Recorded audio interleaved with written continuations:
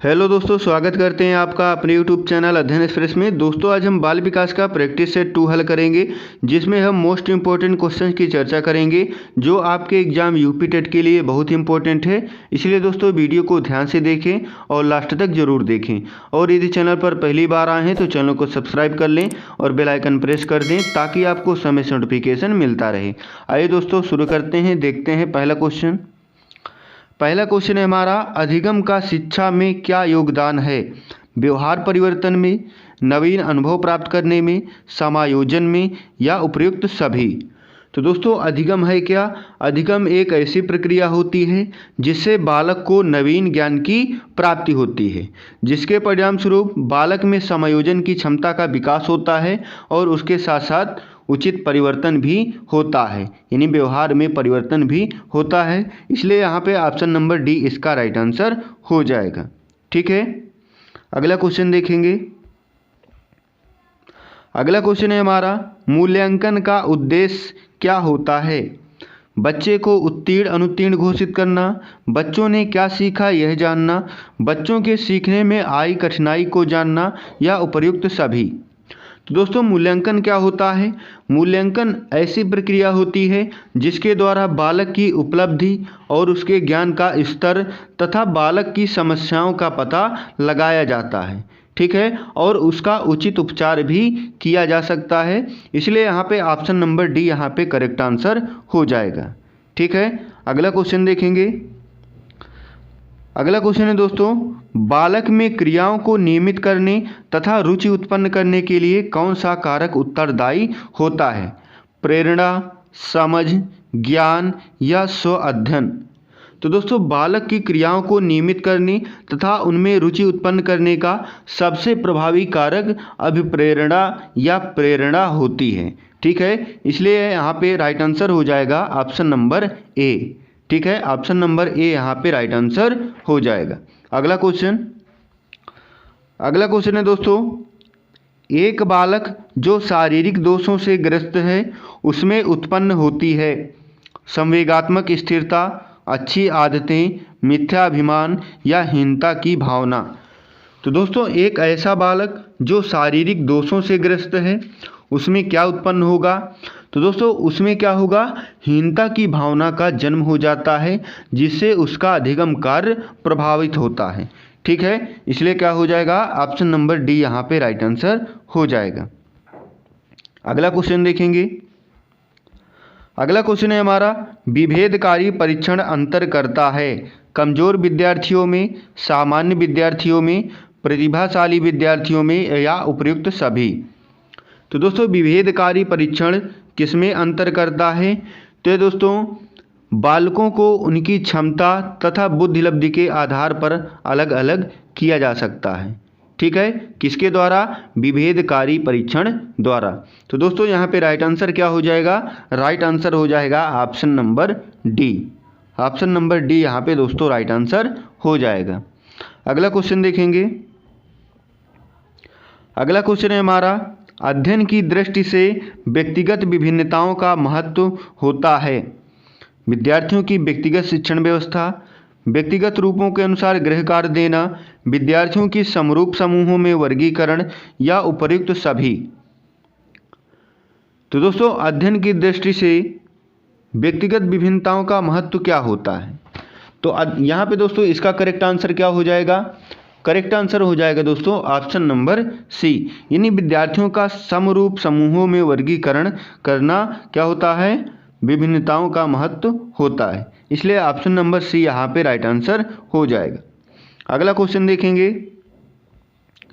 विद्यार्थी और शिक्षक के बीच की एक संवादात्मक प्रक्रिया जो उनके सीखने के वातावरण में बदलाव लाती है वह है मूल्यांकन, आकलन, ए व बी दोनों या उपयुक्त में से कोई नहीं? तो दोस्तों मूल्यांकन और आकलन वह प्रणाली होती है जिसके द्वारा विद्यार्थियों और शिक्षकों के बीच एक संवादात्मक प्रक्रिया चलती रहती है और दोस्तों इसके परिणाम स्वरूप सीखने के वातावरण में बदलाव भी आता है। ठीक है, इसलिए यहाँ पे option number C right answer हो जाएगा, यानी ए और बी दोनों। ठीक है, अगला क्वेश्चन देखेंगे। अगला क्वेश्चन है हमारा, व्यक्तिगत विभिन्नताओं के मापन की सर्वोच्च मापनी है नामित मापनी, अंतराल मापनी, क्रम सूचक मापनी या समानुपाती मापनी। तो दोस्तों व्यक्तिगत विभिन्नताओं के मापन की सर्वोच्च मापनी क्या होती है? तो यहाँ पे दोस्तों अंतराल मापनी जो होती है ये क्या होती है? सर्वोत्तम तरीके से त्रुटि रहित रूप से क्या करने के लिए, परीक्षण करने के लिए सर्वोत्तम मानी जाती है। तो दोस्तों इसलिए ऑप्शन नंबर बी यहाँ पे करेक्ट आंसर हो जाएगा। ठीक है, अंतराल मापनी। अगला क्वेश्चन है हमारा, सीखने का स्थानांतरण है सीखी गई वस्तु को संभालना, सीखी हुई तरकीब का वैसा ही उपयोग या सीखी हुई वस्तु का अन्य परिस्थिति में उपयोग या उपरोक्त में से कोई नहीं। तो दोस्तों पूर्व में सीखे गए ज्ञान या वस्तु का प्रयोग किसी अन्य परिस्थिति में जब किया जाता है तो उसे क्या कहते हैं? सीखने का स्थानांतरण कहा जाता है। ठीक है, तो दोस्तों यहाँ पे क्या हो जाएगा? Option number C correct answer हो जाएगा। अगला क्वेश्चन देखेंगे। अगला क्वेश्चन है हमारा, व्यक्तिगत निदान विधि का उपयोग है विशेषतः बुद्धिमान बालकों का अध्ययन, असमान एवं संतुलित बालकों का अध्ययन, दुर्बल बालकों का अध्ययन या सामान्य बालकों का अध्ययन। तो दोस्तों यहाँ पे करेक्ट आंसर क्या हो जाएगा? यहाँ पे करेक्ट आंसर हो जाएगा दुर्बल बालकों का अध्ययन, यानी ऑप्शन नंबर सी यहाँ पे राइट आंसर हो जाएगा। अगला क्वेश्चन है हमारा, आशा 14 वर्ष की आयु में वह सब कार्य करती है जो अधिकतर 6-7 वर्ष के बच्चे करते हैं। आशा की यह अवस्था किसका कारण है? मानसिक अक्षमता, अपंगता, आनुवंशिकता या कुपोषण। तो दोस्तों यहाँ पे करेक्ट आंसर क्या हो जाएगा? यहाँ पे करेक्ट आंसर हो जाएगा मानसिक अक्षमता, यानी ऑप्शन नंबर ए यहाँ पे राइट आंसर हो जाएगा। अगला क्वेश्चन देखेंगे। अगला क्वेश्चन है हमारा, विद्यार्थियों की उपलब्धि का मूल्यांकन करने के लिए शालाओं में उपयोग में आने वाली विधियां हैं परिमाणात्मक एवं निरीक्षण विधि, परिमाणात्मक एवं गुणात्मक विधि, गुणात्मक एवं साक्षात्कार विधि या उपर्युक्त में से कोई नहीं। तो दोस्तों यहाँ पे राइट आंसर क्या हो जाएगा? राइट आंसर हो जाएगा हमारा परिमाणात्मक एवं गुणात्मक विधि, यानी ऑप्शन नंबर बी यहाँ पे करेक्ट आंसर हो जाएगा। ठीक है, अगला क्वेश्चन देखेंगे। अगला क्वेश्चन है हमारा, निम्नलिखित में से कौन सा कथन असत्य है? पहला ऑप्शन देखेंगे, अक्षम व्यक्तियों के प्रति विपरीत विचार एवं भावना बच्चा बड़ों से सीखता है। विशेष आवश्यकता वाले बच्चे दूसरे क्षेत्रों में कार्य करने में अक्षम होते हैं। शारीरिक अक्षमता वाला बच्चा मानसिक अक्षमता नहीं रखता, या ए एवं बी दोनों। तो दोस्तों यहाँ पे कौन सा ऑप्शन राइट हो जाएगा? यहाँ पे राइट हो जाएगा ऑप्शन नंबर डी, यानी ए व बी दोनों। ठीक है, क्योंकि दोस्तों अक्षम व्यक्तियों के प्रति विपरीत विचार एवं भावना बच्चा क्या करता है? बड़ों से सीखता है। ठीक है, और विशेष आवश्यकता वाले बच्चे दूसरे क्षेत्रों में कार्य करने में भी अक्षम होते हैं। ठीक है, इसलिए ऑप्शन नंबर डी यहाँ पे राइट आंसर हो जाएगा। ठीक, क्योंकि यहाँ पे दोस्तों असत्य कथन पूछ रहा था, इसलिए यहाँ पे ए व बी दोनों असत्य कथन है, इसलिए ऑप्शन नंबर डी इसका राइट आंसर हो जाएगा। अगला क्वेश्चन है हमारे, शैशवावस्था होती है 5 वर्ष तक, 12 वर्ष तक, 21 वर्ष तक या इनमें से कोई नहीं। तो दोस्तों शैशवावस्था का कार्यकाल कितना होता है? जन्म से 5 वर्ष, इसलिए ऑप्शन नंबर ए यहाँ पे करेक्ट आंसर हो जाएगा। ठीक है, अगला क्वेश्चन देखेंगे।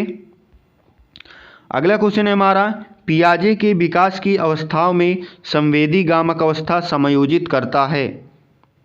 क्या समायोजित करता है? तो दोस्तों यह अनुकरण, स्मृति एवं मानसिक प्रस्तुतिकरण समायोजित करता है, इसलिए यहाँ पे ऑप्शन नंबर ए ही इसका करेक्ट आंसर हो जाएगा।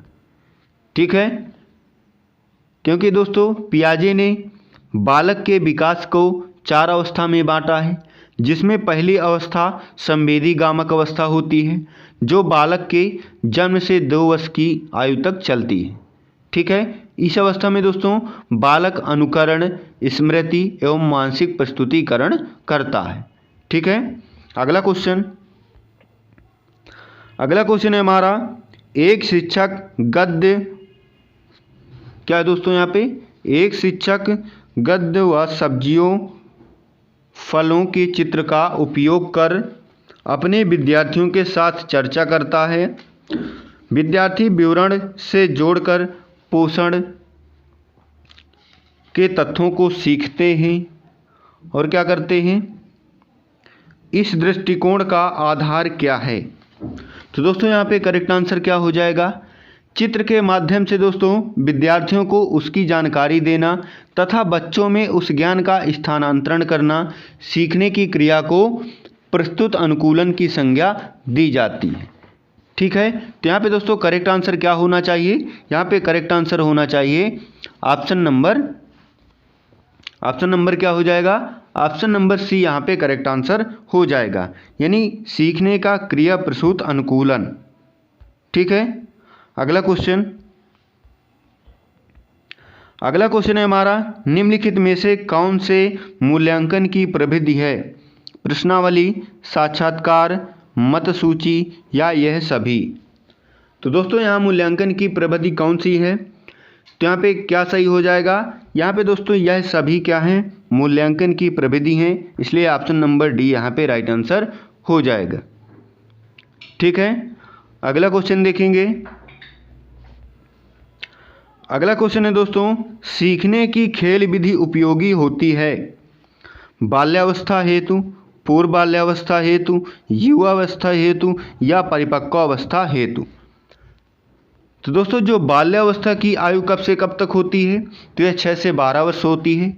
इस आयु में दोस्तों बालक को सीखने के लिए खेल विधि सबसे उपयुक्त मानी जाती है, क्योंकि दोस्तों इस अवस्था में बालक के अंदर चंचलता की अधिकता होती है, मन में अस्थिरता होती है तथा समायोजन की भावना का अभाव पाया जाता है।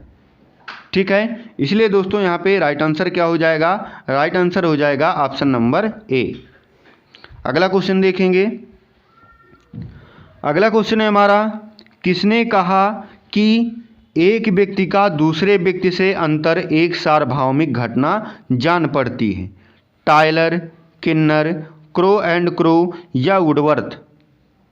तो दोस्तों यह किसका कथन था, तो यह टायलर जी का कथन था, इसलिए ऑप्शन नंबर ए यहाँ पे राइट आंसर हो जाएगा। ठीक है। ऑप्शन नंबर ए इसका करेक्ट आंसर हो जाएगा। अगला क्वेश्चन है हमारा, तर्क, जिज्ञासा तथा निरीक्षण शक्ति का विकास होता है 6 वर्ष की आयु में, 8 वर्ष की आयु में, 11 वर्ष की आयु में या 15 वर्ष की आयु में। तो दोस्तों तर्क, जिज्ञासा और निरीक्षण शक्ति का विकास किस आयु में होता है, तो यह दोस्तों 11 वर्ष की आयु में होता है, इसलिए करेक्ट आंसर हो जाएगा option number C. Option number C यहाँ पे करेक्ट आंसर हो जाएगा। अगला क्वेश्चन देखेंगे। अगला क्वेश्चन है हमारा, निम्नलिखित में से कौन सा चिंतन अनुसंधान से संबंधित है, परंपरागत चिंतन, विकेंद्रित चिंतन, वैज्ञानिक चिंतन या यह सभी। तो दोस्तों इनमें से कौन सा चिंतन अनुसंधान से संबंधित है, तो यहाँ पे दोस्तों परंपरागत चिंतन, विकेंद्रित चिंतन और वैज्ञानिक चिंतन ये सभी अनुसंधान से संबंधित हैं, इसलिए ऑप्शन नंबर डी यहाँ पे करेक्ट आंसर हो जाएगा। अगला क्वेश्चन देखेंगे। अगला क्वेश्चन है हमारा, संवेगात्मक रूप से अभिप्रेरित बच्चों की मुख्य विशेषता क्या होती है, उनका अति प्रक्रियात्मक स्वभाव, उनका अंतर्मुखी स्वभाव, अपने विचार प्रकट करने का संतुलित तरीका या उनका विषादग्रस्त व्यवहार। तो दोस्तों मुख्य विशेषता क्या होती है, तो मुख्य विशेषता होती है उनका अति प्रक्रियात्मक स्वभाव, इसलिए ऑप्शन नंबर ए यहाँ पे करेक्ट आंसर हो जाएगा। अगला क्वेश्चन देखेंगे। अगला क्वेश्चन है हमारा, एक शोधकर्ता के रूप में आप निम्नलिखित में से कौन से शीर्षक को अनुसंधान प्रस्ताव में सम्मिलित नहीं करेंगे। यहाँ पे दोस्तों सम्मिलित नहीं करने की बात कर रहा है। तो दोस्तों ऑप्शन में है अनुसंधान समस्या की पृष्ठभूमि, अनुसंधान के उपकरण, अनुसंधान के लिए मूल विस्तृत व्याख्या या अनुसंधान की परिकल्पनाएं। तो दोस्तों करेक्ट आंसर क्या हो जाएगा? करेक्ट आंसर हो जाएगा अनुसंधान के लिए मूल विस्तृत व्याख्या। इसको दोस्तों अनुसंधान प्रस्ताव में सम्मिलित नहीं करेंगे, इसलिए option number C correct answer हो जाएगा। अगला क्वेश्चन देखेंगे, क्रियात्मक अनुसंधान का प्रमुख कार्य क्या होता है?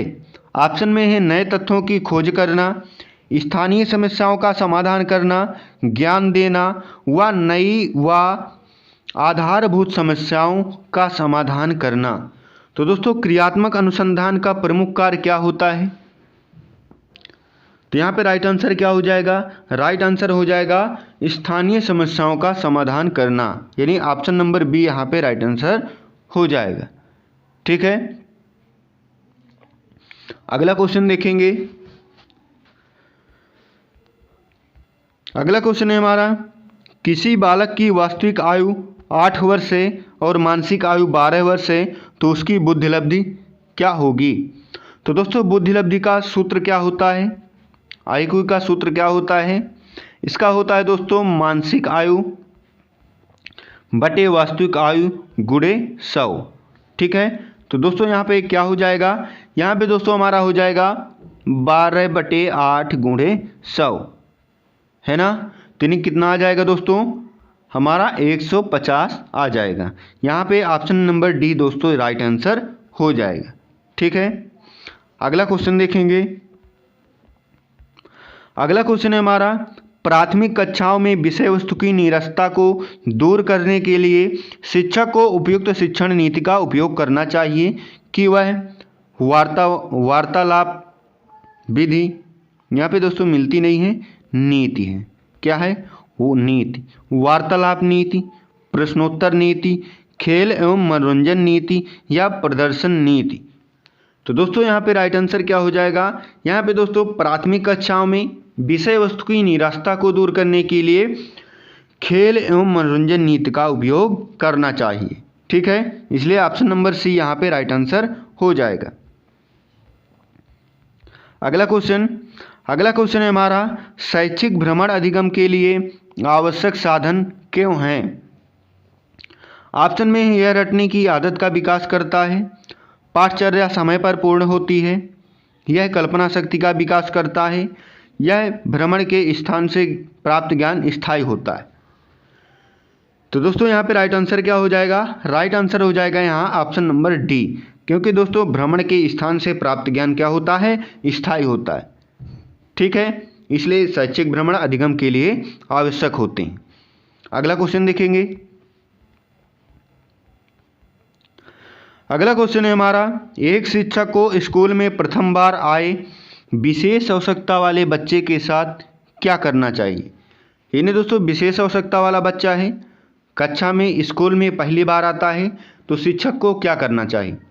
ऑप्शन में है उसकी विशेष आवश्यकता के अनुसार विशेष स्कूल में जाने की सलाह देना चाहिए, या अन्य बच्चों से अलग करना चाहिए, या फिर बच्चों के अभिभावक से सहयोगी योजना की चर्चा करनी चाहिए, या बच्चे की विशेष आवश्यकता के स्तर की जांच के लिए प्रवेश परीक्षा लेनी चाहिए। तो दोस्तों यहाँ पे राइट आंसर क्या हो जाएगा? दोस्तों यहाँ पे राइट आंसर हो जाएगा कि उस बच्चे के अभिभावक से सहयोगी योजना की चर्चा करनी चाहिए। ठीक है, इससे क्या होगा दोस्तों? बालक शिक्षक तथा विद्यालय व्यवस्था के साथ सहज स्थिति आ सकेगी। ठीक है, और अधिगम सुचारू रूप से चल सकेगा। इसलिए ऑप्शन नंबर सी यहाँ पे राइट आंसर हो जाएगा। अगला क्वेश्चन है दोस्तों, जो बालक स्कूल के जीवन के मध्य अपनी आयु स्तर की कक्षा से एक नीचे की कक्षा का कार्य करने में असमर्थ होते हैं, वह बालक कैसे होते हैं? पिछड़े बालक, मानसिक रूप से मंद बालक, समस्यात्मक बालक, या मादक द्रव्य का सेवन करने वाला बालक। तो दोस्तों ऐसे बालक क्या कहलाते हैं? ऐसे बालक मानसिक रूप से मंद बालक की श्रेणी में आते हैं। ठीक है, इसलिए ऑप्शन नंबर बी यहाँ पे राइट आंसर हो जाएगा। लास्ट क्वेश्चन देखेंगे, वर्तमान समय में शिक्षक की भूमिका क्या होती है या क्या मानी गई है? ज्ञान देने वाले की, सुगमकर्ता की, मित्र की या प्रबंधक की? तो दोस्तों वर्तमान समय में शिक्षक की भूमिका एक सुगमकर्ता के रूप में मानी गई है, इसलिए ऑप्शन नंबर बी यहाँ पे करेक्ट आंसर हो जाएगा। ठीक है, तो दोस्तों आज के क्वेश्चन हमारे कैसे लगे? यदि वीडियो अच्छा लगा हो दोस्तों तो लाइक और शेयर करना ना भूलें, और यदि चैनल पर पहली बार आए हैं तो चैनल को सब्सक्राइब कर लें और बेल आइकन प्रेस कर दें, ताकि आपको समय से नोटिफिकेशन मिलता रहे और आपको ऐसी वीडियो प्राप्त होती रहे। मिलेंगे दोस्तों अगले वीडियो में। जय हिंद, जय भारत।